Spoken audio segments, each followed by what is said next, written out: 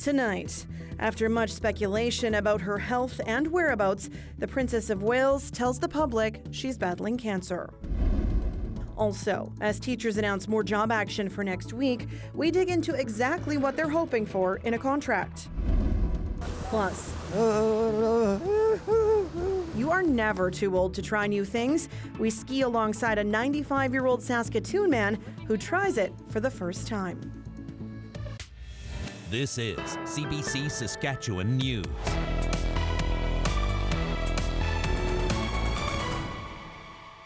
Happy Friday. It is March 22nd, and the CBC Saskatchewan News starts right now.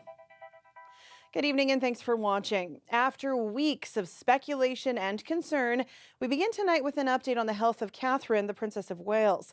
Today announcing she has an undisclosed type of cancer. Catherine appeared in a video released today to talk about the diagnosis and her treatment. Anna Cunningham has more from London. I wanted to take this opportunity to say thank you personally. This video statement that was released by Catherine, the Princess of Wales, will have come as quite the shock to the public here. There has been a lot of speculation, there has been concern about the princess's health, and there's also been a huge amount of misinformation being spread about on social media since she was last seen, which was on Christmas Day when she attended church with other members of the royal family in Sandringham. We knew that she had undergone abdominal surgery back in January, but Kensington Palace initially said that this was non-cancerous. Now we have been given more details directly from the princess herself. It was a very personal statement. She said that cancer cells had been found after the surgery. She also said that she was fit and well and that she's now undergoing a treatment of chemotherapy. As you can imagine, this has taken time. It has taken me time to recover from major surgery in order to start my treatment. But most importantly, it has taken us time to explain everything to George, Charlotte and Louis in a way that's appropriate for them and to reassure them that I'm going to be okay. We have had reaction from the monarch, King Charles, indeed her father-in-law, who himself is also undergoing treatment for cancer. In it, he said that he was so proud of Catherine and the courage that she had shown in speaking out as she did. At this point, this will put the lid really on the speculation and the wild misinformation that has been out there about the Princess of Wales. But also what was very interesting in this statement was that she reached out to other cancer patients, people who are also receiving diagnosis and having treatment themselves. For everyone facing this disease, in whatever form, please do not lose faith or hope. You are not alone. It was quite a poignant moment and quite something to hear from a member of the royal family. Anna Cunningham for CBC News, London. In Russia today, security officials say at least 40 people are dead and more than 140 are wounded after an attack on a concert hall in Moscow.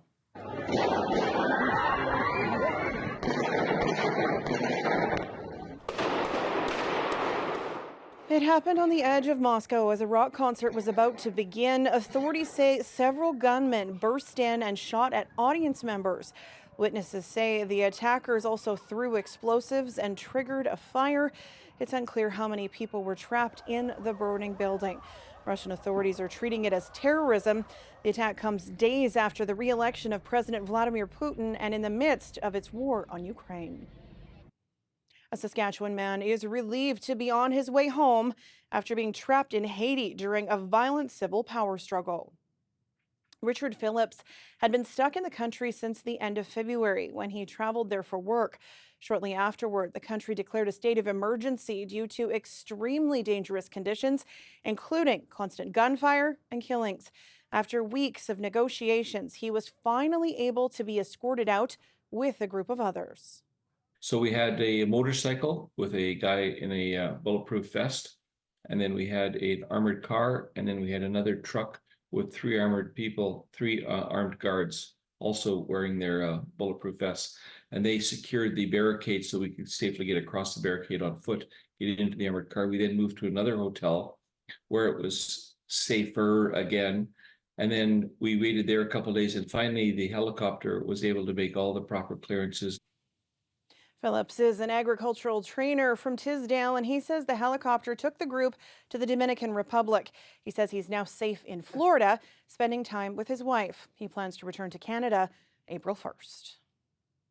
Measles cases are rising globally and here in Canada. We know at least 31 cases have been reported so far this year across the country, leaving many looking to get vaccinated. But higher demand is leading to fears of shortages. And as Lauren Pelly explains, the shot may not be available even if you try to pay for it. Really just trying to keep my family safe. Brian Harvey asked his family doctor for a measles shot before his next work trip. And was told to go to a travel clinic and basically pay for it myself. Those shots can cost around $75 at private clinics. Even so, this company, which operates out of Ontario and Quebec, says recent demand is unprecedented. Typically, because we don't give out as many, we don't carry as much. Now, as we see the trends going on, we've started to load up a little bit, but a lot of vaccines are reserved for the public sector. And so they're now trying to stock up. There are concerns that from a private sector perspective, that we're not going to be able to procure enough. That's because the two major drug makers supplying measles vaccines in Canada have both posted shortage alerts this month. Merck and GSK each say it's thanks to higher demand. While private vaccine suppliers could be impacted, Health Canada assured CBC News that the companies can still supply public immunization campaigns, such as routine vaccines for children. Even so, some family doctors say they're being cautious with their vaccine supply as well. We have to be judicious. We have a resource that is limited, and we have to be thoughtful in the way that we use it. We're not actively reaching out to everybody in our practice. You can imagine how overwhelmed family medicine would get if we decided all of a sudden to just focus all of our attention on everybody's measles vaccine status. But with measles cases rising in March break travel destinations like the U.S., even more Canadians could be asking for a shot. Lauren Pelly, CBC News, Toronto. Saskatchewan teachers have announced more job action. Heading into the Easter break, extracurriculars will be withdrawn every day next week. With the government recently tabling its budget, where does that leave us? Alexander Kwan has the latest. It's a few days after the Saskatchewan budget, and for the two sides of a provincial labor dispute, few things have changed. The Saskatchewan Teachers Federation is set to continue its job action next week.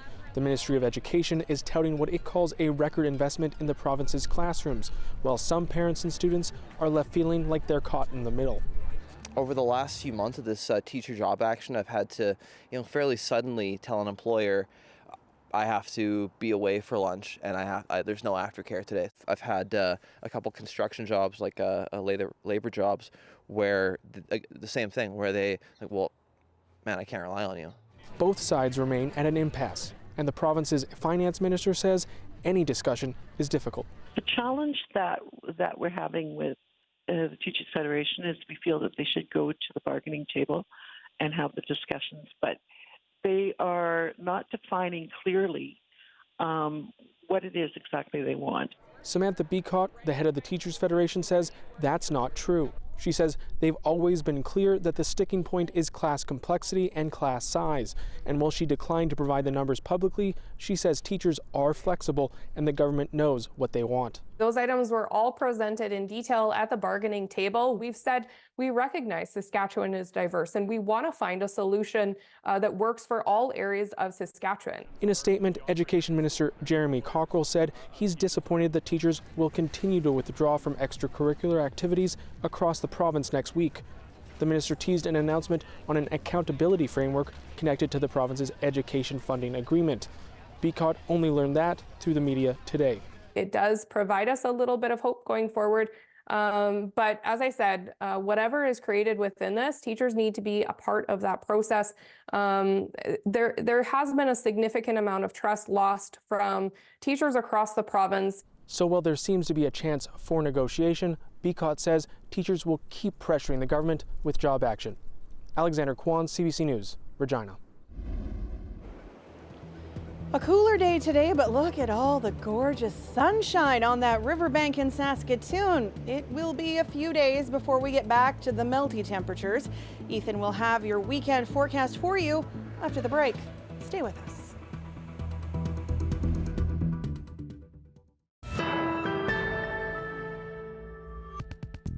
After 12 years, the Trans Mountain Expansion project is nearing completion.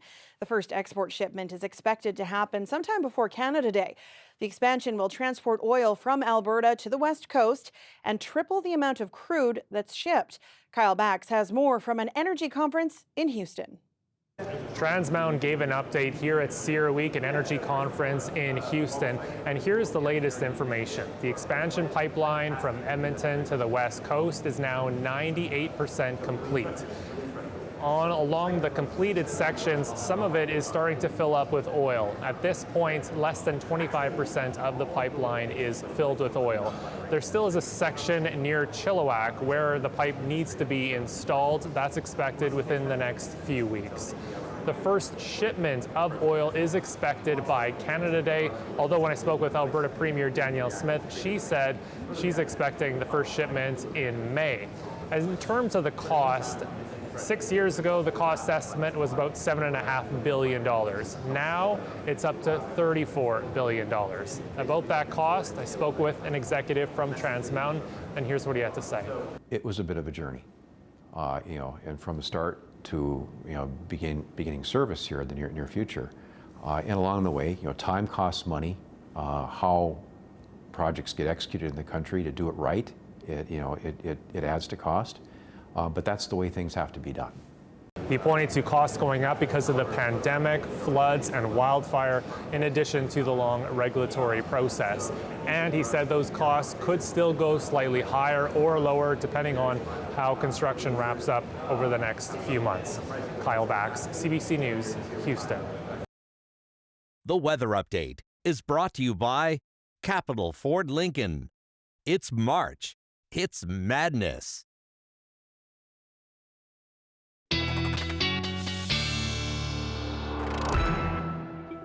And our weather specialist, Ethan Williams, joins me now, and it is deceptive outside. Yeah, my fingers have finally started moving again after going out there without gloves. Won't make that mistake again because, yeah, the temperatures across the province into the minuses, well into that still throughout the north, but really through south and central. We're not too far below the freezing mark, but a little bit of wind made that feel pretty brisk at times. And you can kind of see the line here where central Saskatchewan is dropping closer to -10 at this hour. And you know what a difference a day makes, because this time yesterday we were showing cloud cover all throughout south and central Saskatchewan, and it was just sunny in the north. But now all of Saskatchewan, pretty much all of Manitoba and northern Alberta cleared out thanks to high pressure. But the exception still remains southwestern Saskatchewan. Still a little bit of some cloud cover moving through there, and that is in anticipation of the next system that's going to be moving through that part of the province. A low pressure system out of the States beginning to bring some snow through portions of Montana at this hour. And that system is going to stay pretty far south in the province thanks to that area of high pressure, keeping us clear and pretty cold at times overnight tonight, and still through the day tomorrow likely. But that system begins moving in through the mid-morning hours tomorrow in the southwest. By the supper hour, I think heaviest amounts will be moving through that very southwest corner, and then another round of that just skirting the international border as we head into the beginning of Sunday. But it's out of here pretty quickly, moving through on Sunday afternoon, and we return to a mix of sun and cloud as we get into Monday and the start of the next work week. So I think generally highest amounts will still be to our south thanks to high pressure keeping that system to the south of us. So Montana looking for amounts up to 20 to 30 centimeters, but only about 10 centimeters in places like East End and maybe the Val-Marie and Shaunavon area, upwards of 15 centimeters possible in the Cypress Hills and a little bit higher elevation there.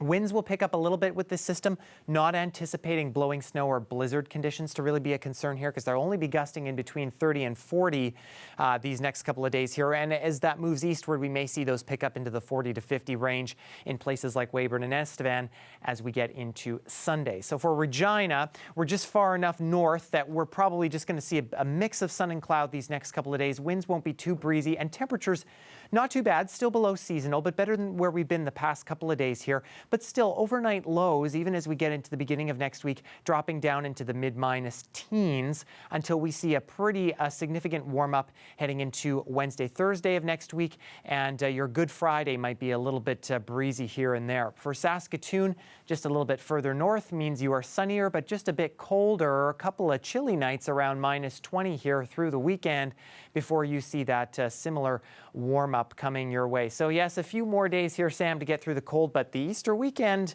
looking like we'll get that warm-up. Well, maybe the Easter bunny won't be just white. Maybe he'll be back to his, summer colors. Yes, we can hope so anyway. Thanks, Ethan. You bet.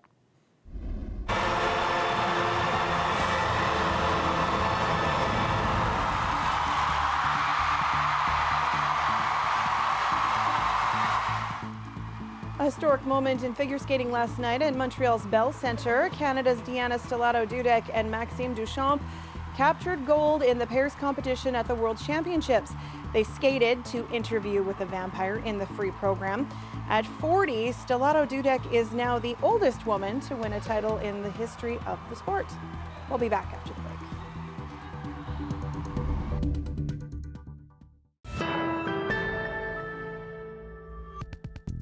Do you remember the Big Dig in Regina? Today marks the 20th anniversary of the huge project that made Wascana Lake the jewel it is today. Leisha Grabinski, the host of the CBC podcast Good Question Saskatchewan, takes a look back and how it all came to be. It's the 20th anniversary of the Big Dig, and here in Saskatchewan, it was a big deal. That is when Wascana Lake in Regina was drained, dredged, and deepened by about 5 meters.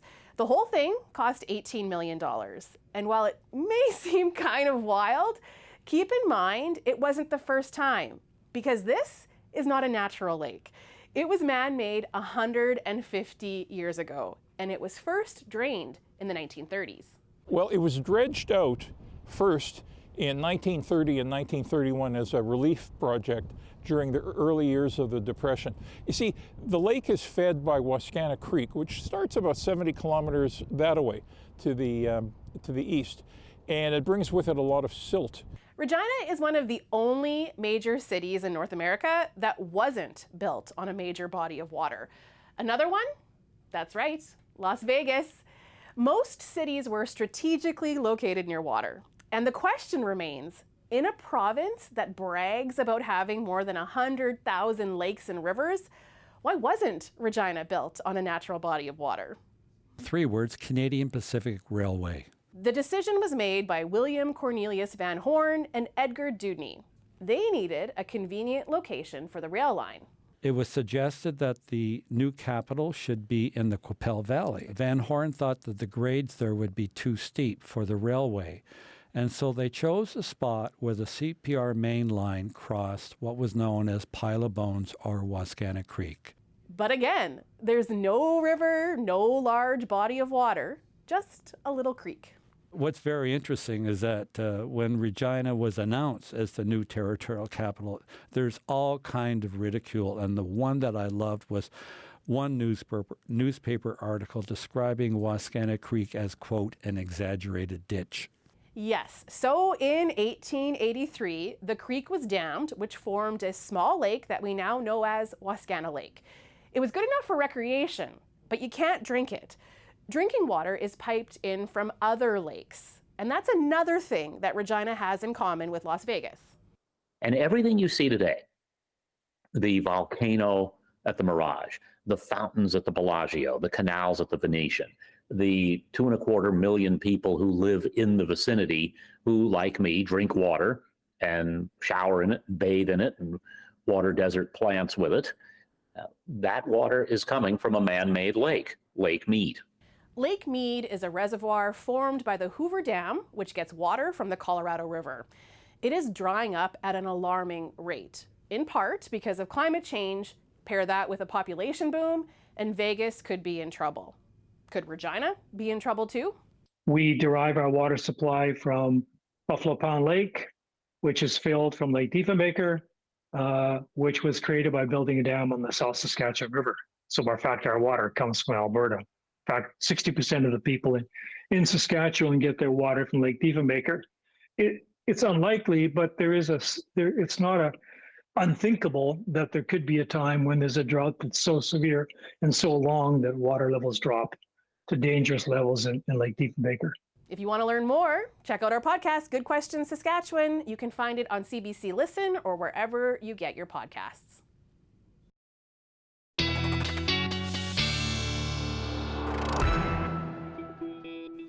Dan Ethan's back with one last look at your weather, and it's a weekend for the winter clothes. It sure is. Yeah, we'll start in the city with the exaggerated ditch first, where we're looking at an overnight temperature of -14 under mostly clear skies, and those clear skies sticking around for tomorrow. Not much of a temperature change, feeling below -20 though. Winds picking up a little bit tomorrow in Regina, sitting at a temperature though of -4, so we're warming up a little bit. But again, a sun-cloud mix is what we can expect. Now in Saskatoon, with a much more reasonable source of water at the South Saskatchewan River, we're sitting at -20 overnight. It'll be clear, but watch as we get into the morning, because -23, a little bit of wind is going to make that feel like -30. So it's going to be a very, very chilly morning tomorrow. And then as we get into the afternoon, getting to around -9 under those sunny skies.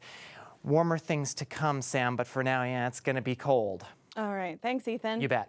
And before the two of us leave you this week, quite the thrill for a 95-year-old Korean war vet today. Harley Welsh is blind and hasn't been on a ski hill since he was a child. But today, he got to do it at Saskatoon's Optimist Hill.